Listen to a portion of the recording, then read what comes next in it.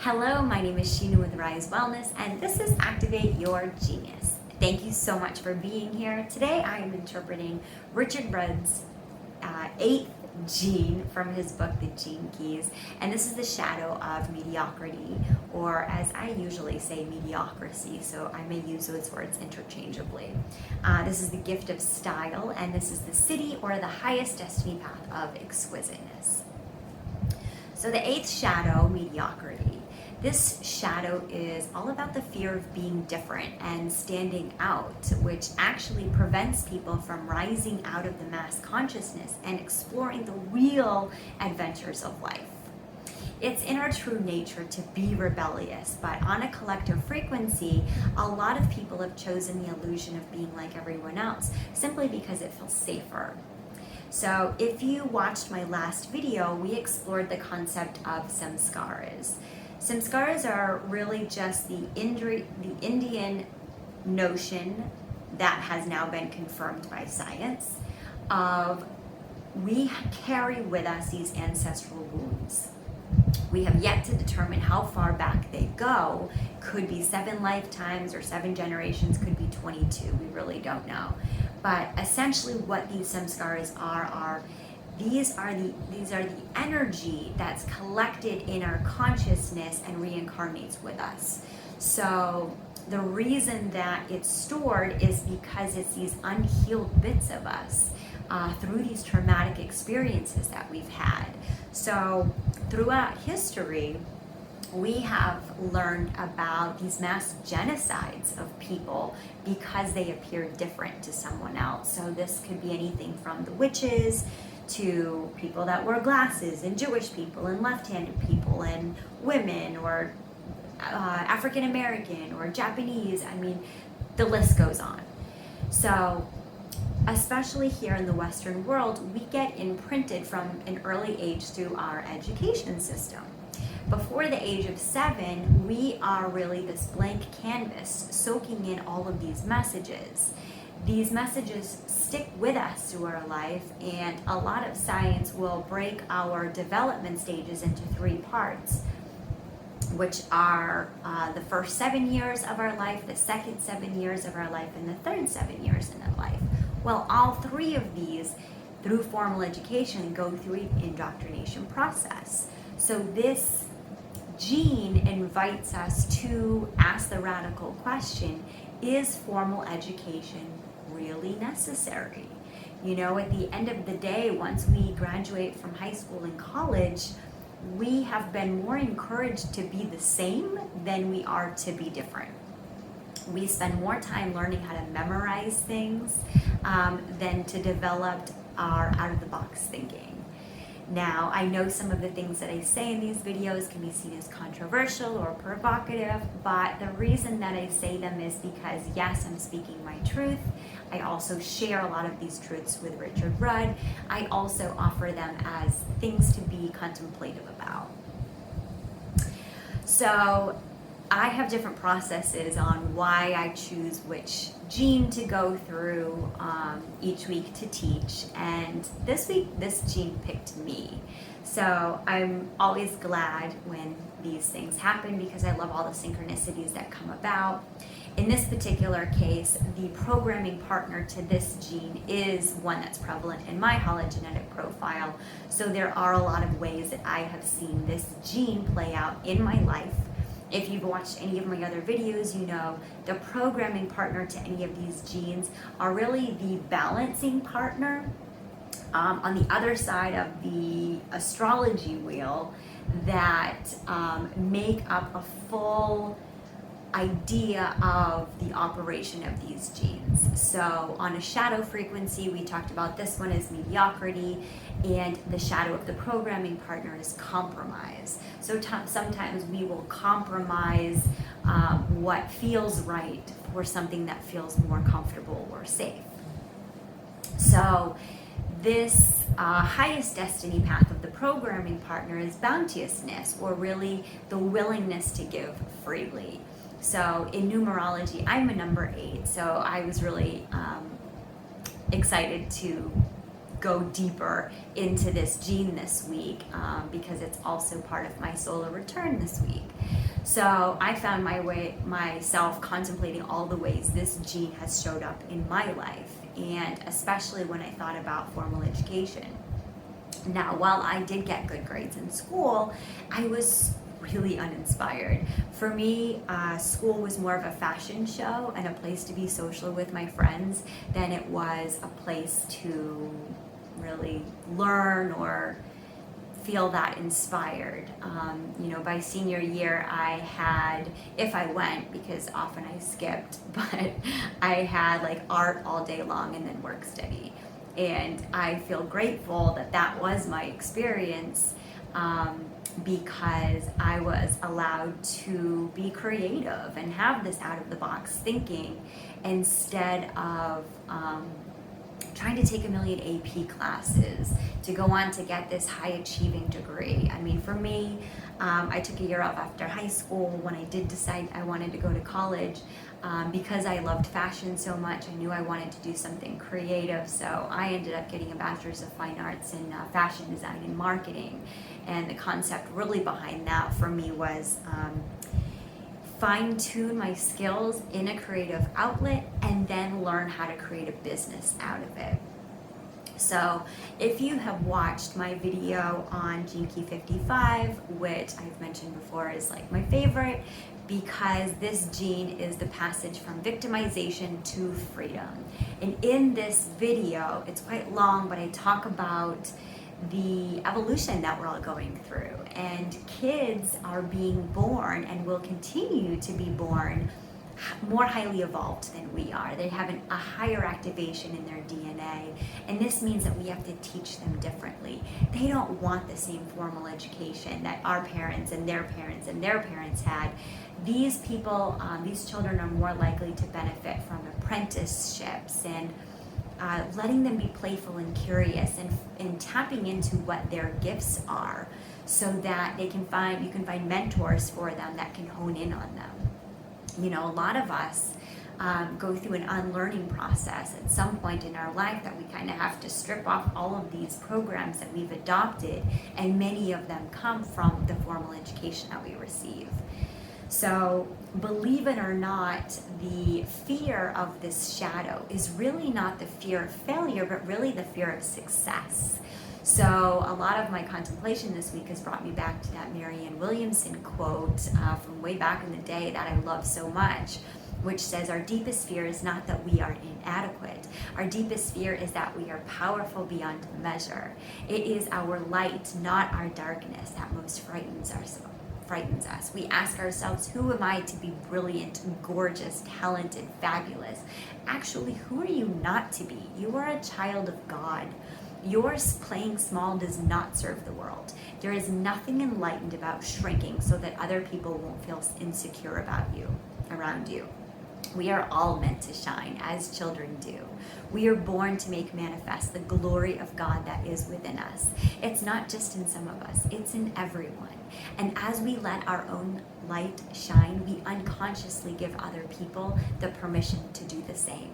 And as we are liberated from our own fear, our presence automatically liberates others.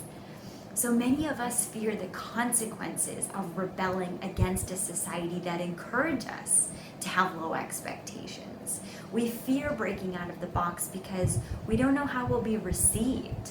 The dilemma of this shadow is imitation. We copycat everything. We mimic others because we see that it's acceptable over here, it's encouraged over here, so we just kind of fall into those footsteps of what other people do. We don't know what it looks like to do otherwise. The highest destiny path of this programming partner reminds us that there are rewards for people breaking free of this trap of mediocrity. So as I mentioned, one of my primary gifts in the hologenetic profile is the programming partner, and this is the highest destiny path of bounteousness. This is the willingness to freely be and encourage others to be. It's to give freely without expectation. So mediocrity is defined by others to serve two major functions.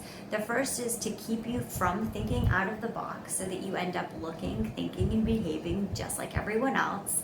And the second is to keep you a cog in the wheel, because these systems that have been established by man feel more comfortable with you staying as just this small cog than being this radical free thinker.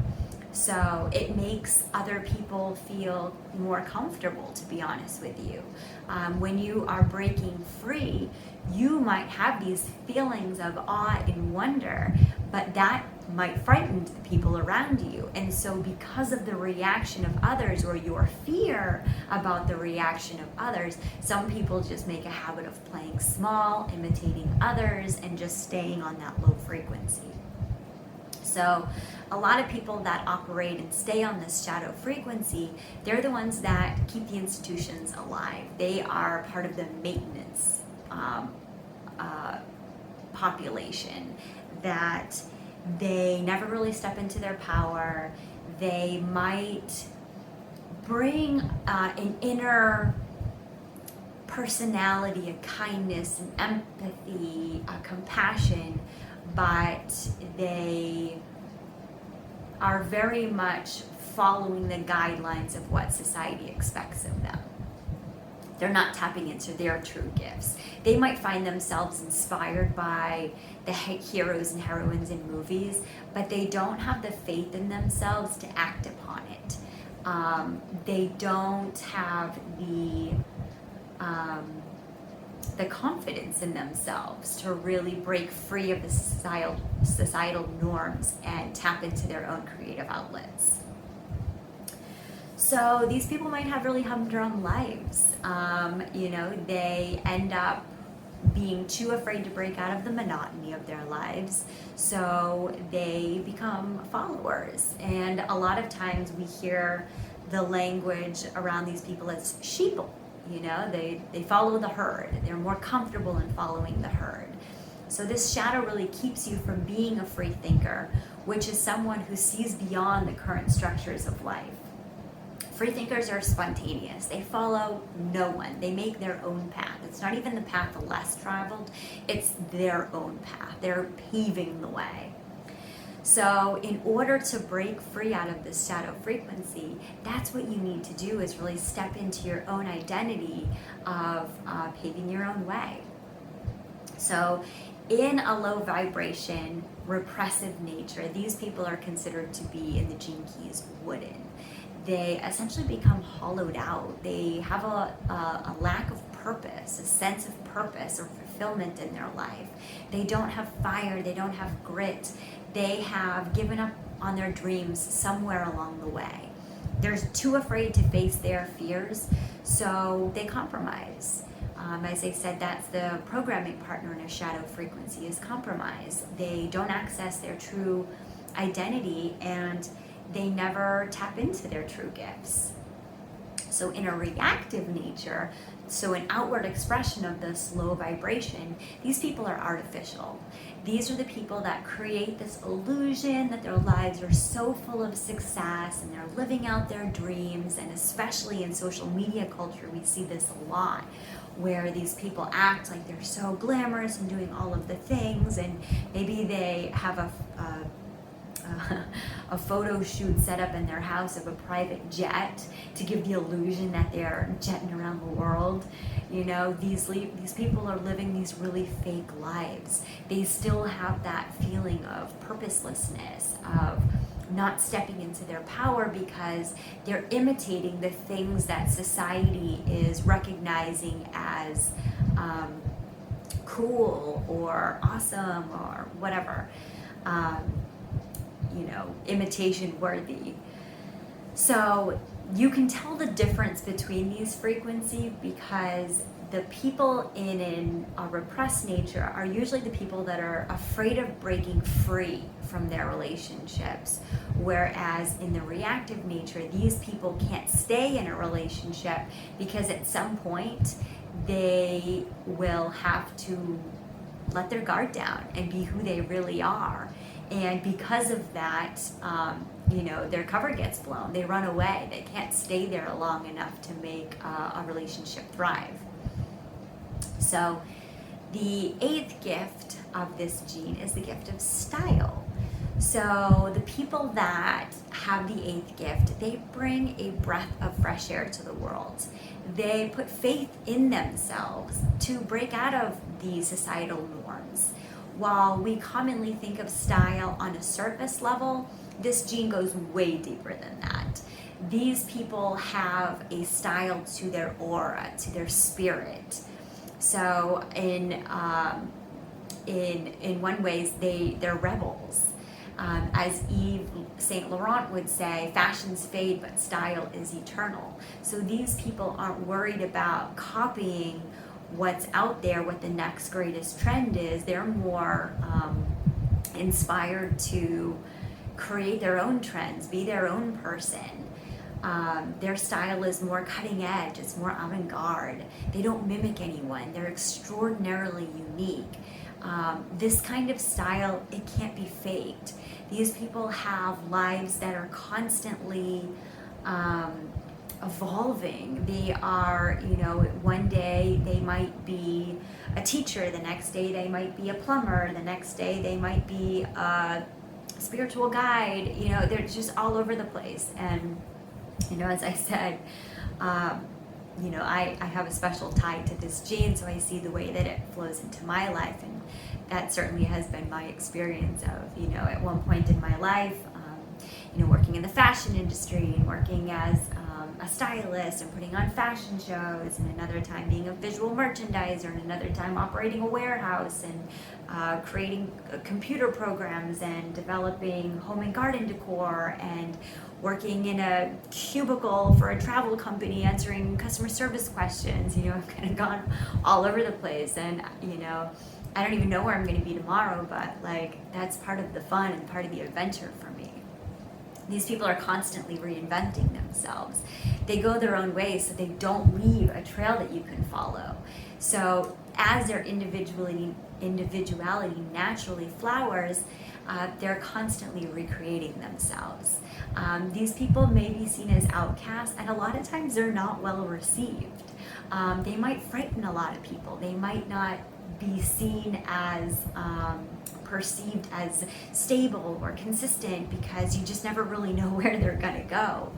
And a lot of times people don't even see the brilliance of these people until long after they're passed. So I have this lifelong crush on Tesla, and I think about him in this gene where he didn't give a fuck about what other people thought of him. As far as I'm concerned, he was just more intentional about creating and not being this to this person and not worrying about relationships and how he's perceived.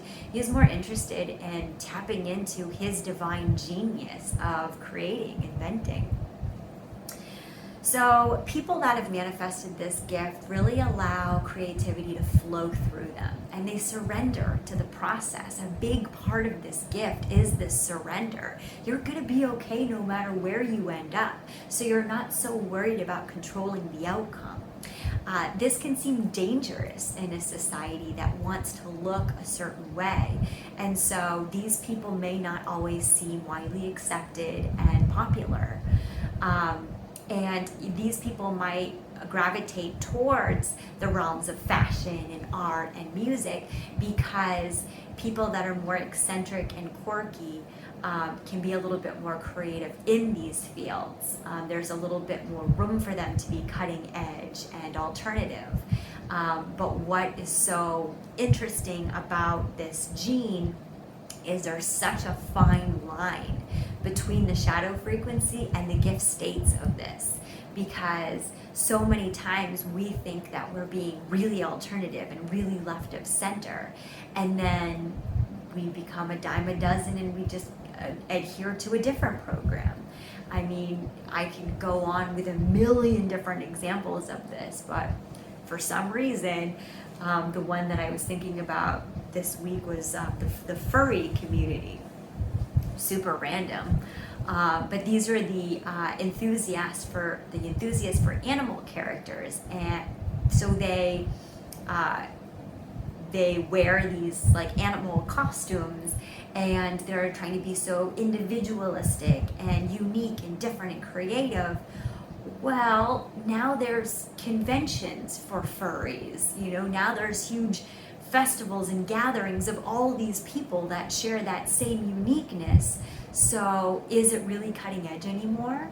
One of the things I've talked to some of my friends about recently is, it used to seem really free thinking to want to live off the grid and grow your own food and have these sustainable minimalist communities, and now that is just, those people are a dime a dozen. I mean, that's half the people that I know are people living this life or aiming to live this life. So you can see what a fine line it is with saying, I'm going to break free out of this matrix and out of this programming that I was indoctrinated into, or my parents were.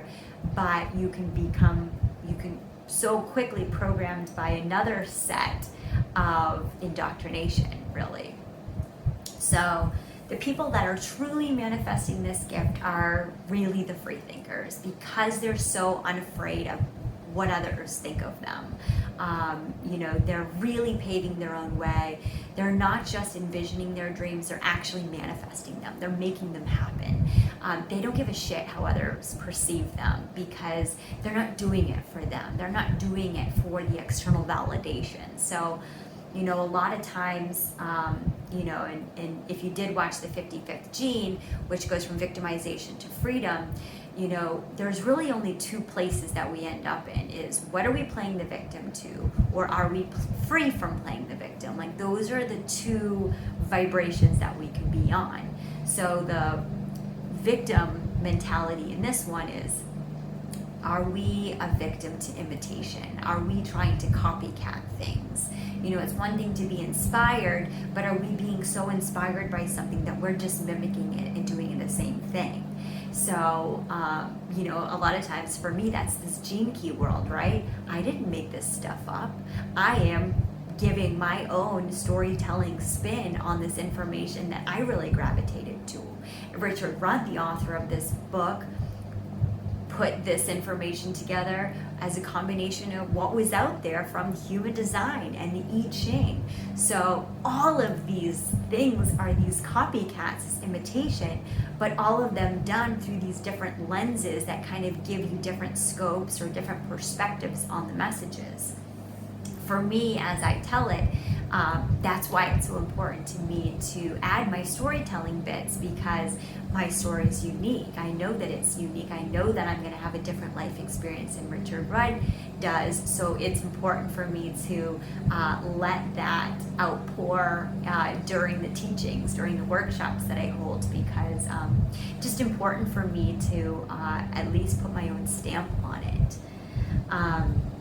So the people that have this gift are contagious, because they're living a life that's really free, and it illuminates the people around them. People want a little taste of what that's like. It inspires them. So even if they don't intend to, these people have a really powerful mission in the world, and that's to inspire others to walk their own paths, to be curious and playful, and have faith in themselves that they don't have to do what everybody else is doing.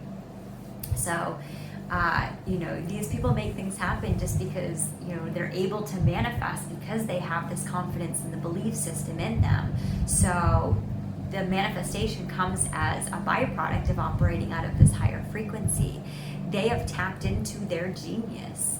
So, tapping into your genius in this way is really about letting whatever your creativity is flow through you and out into the ethers, to let it inspire others to tap into their own creativity. These people are not leaders. These people are examples. They don't want to be mimicked. They don't want others to imitate them. They just want to inspire others to live their own truth. So the eighth city, this is the highest destiny path. This is the highest destiny path of exquisiteness. So exquisiteness is experienced when the divine essence begins to shine through the individual. This is on the auric level. This is energetic. You know, as I said, this shadow is way more than skin deep. It's not on the surface level. It's the way these people live their lives. This beauty, like all cities, is beyond words. So I love that about all of the cities, is when you pass into the highest destiny paths of all of these genes, there are no words. There is no language. These are the experiences that leave us awestruck. These are the things that fill us with wonder. These are the times that we want to just bask in the moments that we're experiencing. Maybe later we write about it. Maybe it becomes a song or a poem or a story. But yeah, this highest destiny path, like the others, is beyond language. So, as Richard Rudd says, you shine like a diamond in the heart of creation. And wherever you look, you see other diamonds in various states of clarity, each one unique, each one exquisite and incomparable. So every city is holographic in the sense that it's being reflected out into the ethers. And that's the paradox of this city, because you realize that the biggest joke is the fact that you are mediocre. You know, in this lifetime, in this physical form, you might feel like an individual. And even in the generation that we're in now, it's all about embracing your individuality. But when we go beyond that, when we go beyond our physical form, we're really just all fractals of the same one, and we're really quite mediocre. So, you know, so many of these genes just invite us to really laugh at ourselves. We take ourselves so serious.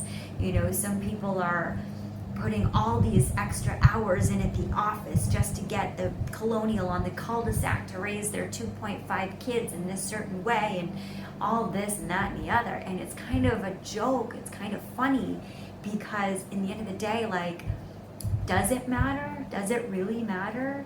You know, we can't bury those material things with us. We can't take them to the next lifetime.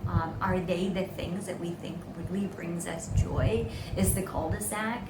You know, I love the Jack Kerouac quote that's like, you're not gonna ever regret you know, not working enough hours in the office. Like, climb the goddamn mountain. You know, this gene is all about step into your power, do the thing that's fueling you. If you've got a little vision in there of doing something amazing, do it. Have the confidence to make it happen. You know, at the highest consciousness, we are all the same, but now we can remain differentiated in our at the level of form. So, you know, we're both, like Richard Rudd says, we're famous, you know, gurus will say, we are a drop into the ocean as well as the ocean itself. So it's in our true nature to be wild, to be free from the expectations of others. The few who have really manifested this city are never the same from moment to moment. They're constantly reinventing themselves. Like I said, they're constantly, they're boundless.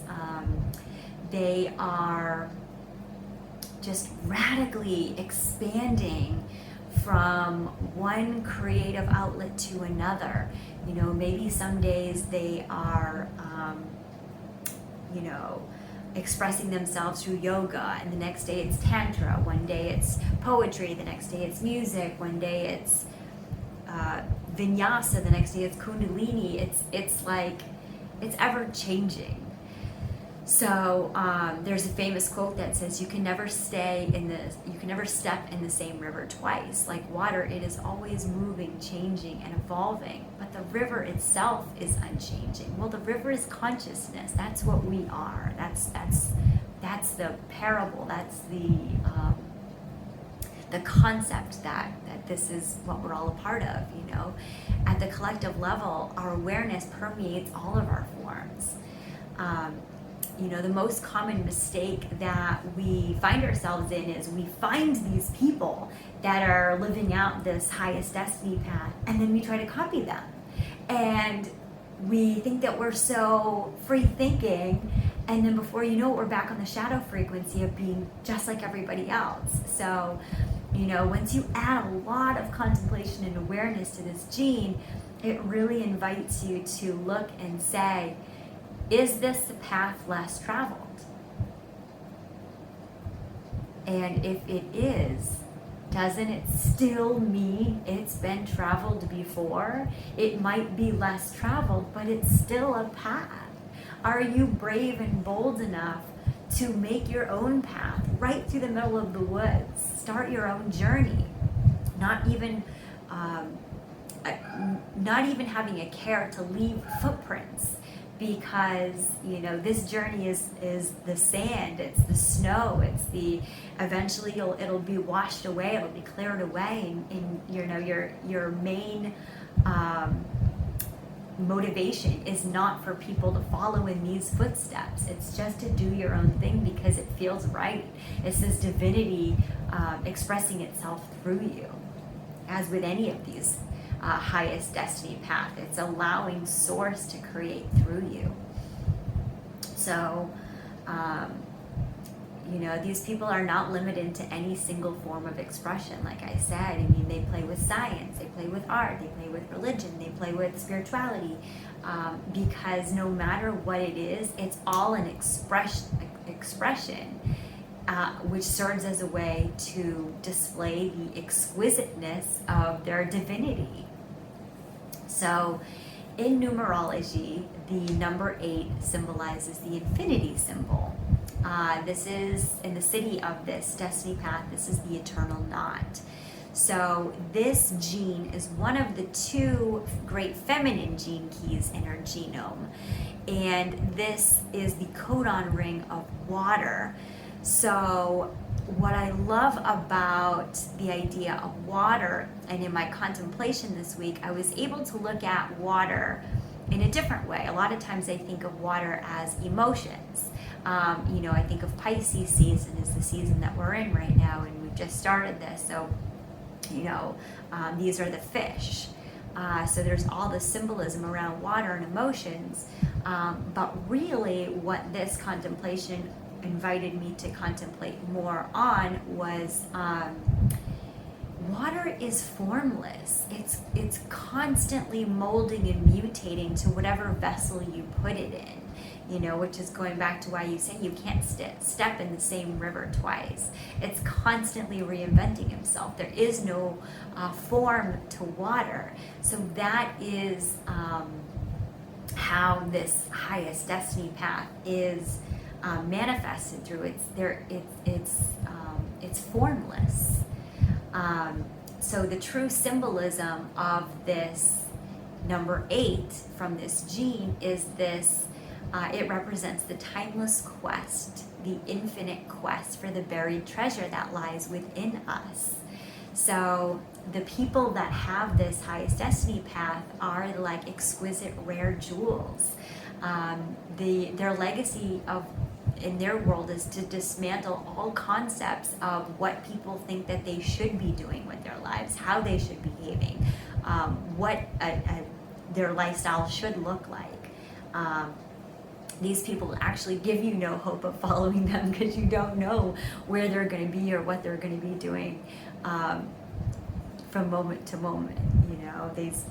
I laugh because when I think about my expression of these genes, and this one in particular is like I almost give disclaimers at this point of like, I don't know where I'm going to be tomorrow, but and like the David Bowie quote, it's like, I don't know where I'm going from here, but I promise it won't be boring. It's like I feel that in my heart. One of the things that Richard Rudd says in this gene is when he is contemplating the genes, sometimes a shape or an image some kind of visual will happen for him. And this one is the visual of a diamond, and the language that he gives to this highest destiny path is shine bright like a diamond, shining like a diamond. And it's funny, that is not the experience that I had. The vision that I always come back to is this vision that I did talk about in one of my other genes, but it's this it's this idea we go so far away just to come back in. It's a breath, it's a life, it's a reincarnation, it's an expansion and contraction. I always get this ebb and flow kind of visual in my brain, and so this one totally did the same thing for me. We try so hard to be individual and unique and radical and different, only to come back to realize that we're all mediocre and we're all the same. It's a lovely paradox, this adventure that we're on. So these people that are manifesting this highest destiny path have abandoned themselves to the mystery of life. This is the sweet, sweet surrender, and it really is, because no matter where they land, they're going to be okay. They're going to find a way to make it the best that they can make it. They're not here to provide this meaning and structure and logical explanation for why they do the things they do. They just do what feels right. They allow the creativity to pour through them and flow to whatever direction they go. So they have this boundlessness, which reminds me of the programming partner. Is just this, or another gift in my hologenic profile is this. You go from hunger to adventure to boundlessness, and this boundlessness is this. I'm going out to this uncharted territory, and I'm just excited for the adventure because I don't know where it leads, and the mystery of that is exciting. So, when it comes down to activating your genius, I invite you to think about what kind of beliefs that you are indoctrined with, whether it was through your formal education, whether it was through your environment, maybe it was through these ancestral wounds that you're feeling really connected to. So, I would invite you to ask yourself, are you secretly worried about how others perceive you? Were you taught at some point to stay quiet, to play small? Are you disappointing someone if you break free from that? The relationships that you're in, are they encouraging you to keep evolving and keep growing? Or do they make you feel like it's safer and more comfortable for the both of y'all or the collective to stay the same? So, this journey really invites you to be honest with yourself when you are thinking of how you show up in your life. Are you mimicking someone? Do you have a role model and it doesn't serve just as an inspiration, but you're really trying to replicate who that person is or what that person's journey looks like? Maybe it's your parents, maybe it's someone on social media, maybe it's, somebody else, but, just this passage invites you to just be curious about it. All of these things are just to be curious and just to sort of add this new awareness. There's so many things these days that you can, that allow you to think that you're being really individual, and then at the end of the day, you're just following a different program. I could say I'm a rebel because I'm sober. Meanwhile, I could go into a million places at any given point in the day and be one of 100 sober people. I have the same thing about being plant-based or being, a free thinker. Like I said, wanting to live in a minimal, sustainable community. You've got the flat earthers. That's another example of someone that had this radical idea that now is a group of millions of people. So like I said before, there's really a fine line between being on the gift state and being back in the shadow state of imitation. So that's really the thing that I invite you to contemplate this week.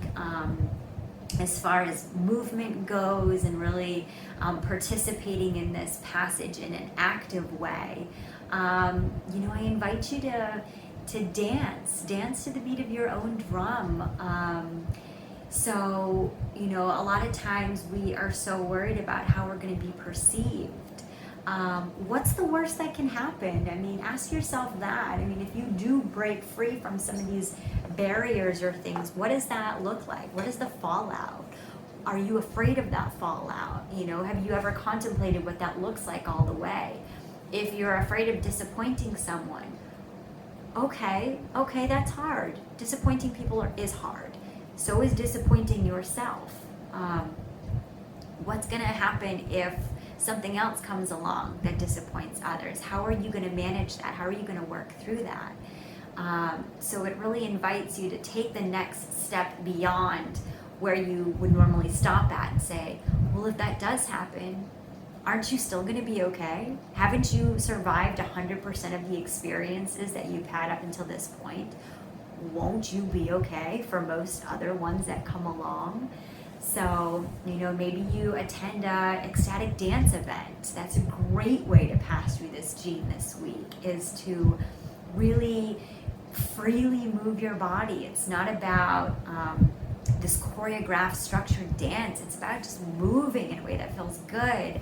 I went to a Kundalini yoga class this week, and we sat and we sang, and there's a lot of times that I will sing really softly to myself, or be worried about, my voice not being good enough, and I was like belting it out this week, and it was fun.